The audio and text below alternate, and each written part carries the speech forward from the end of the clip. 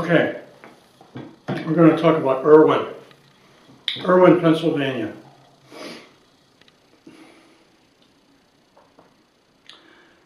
When I think of Irwin, for some reason I think about Latrobe because it's another one of those places like Latrobe that would not exist if the railroad had not come through, the Pennsylvania Railroad in the early 1850s. When the railroad was before it was even built, when the engineers were out there trying to figure out how to get a railroad into Pittsburgh from out this way, John Edgar Thompson, the chief engineer, decided that the best way that they could do it would be to follow Brush Creek. Just a little bit beyond Greensburg, Brush Creek starts to flow in toward Pittsburgh and in toward Turtle Creek, and then it follows Turtle Creek for a bit. But the land that the railroad followed was pretty much Brush Creek because it was the lowlands, and the railroad does not do very well on up and down stuff, and they needed an area where it was pretty level. Now, in that area, there was area that was owned, property that was owned by John Irwin.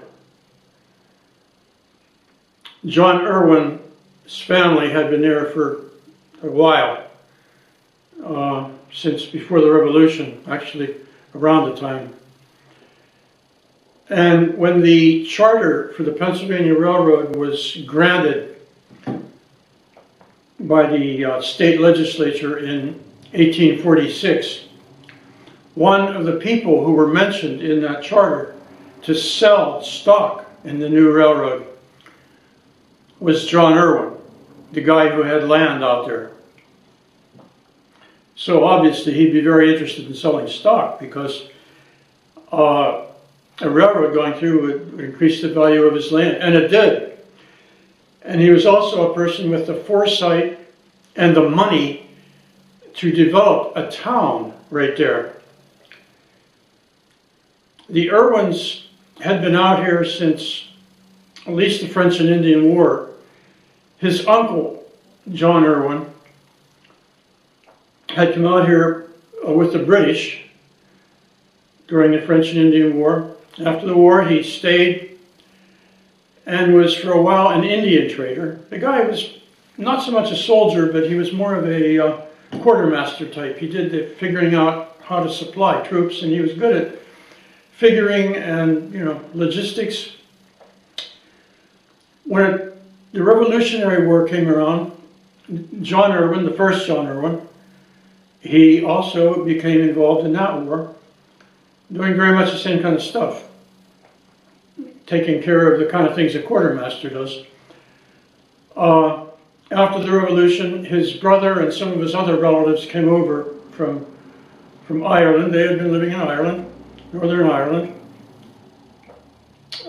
His brother James had a family, and among that family was John Irwin, the fellow who we know as the founder of Irwin.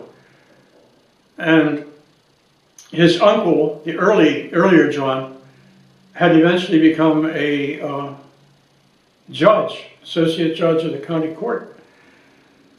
And he acquired a good bit of property. And a lot of that property was inherited by his nephew, John Irwin, the guy who was in a good position to develop a town when the railroad was coming through in the early 1850s. There's a lot more I could say, and what I think I'd like to do now is to start to show some pictures and maps so that we can get an idea where things are located spatially, geographically, how things fit. And we'll take a look. Hang on.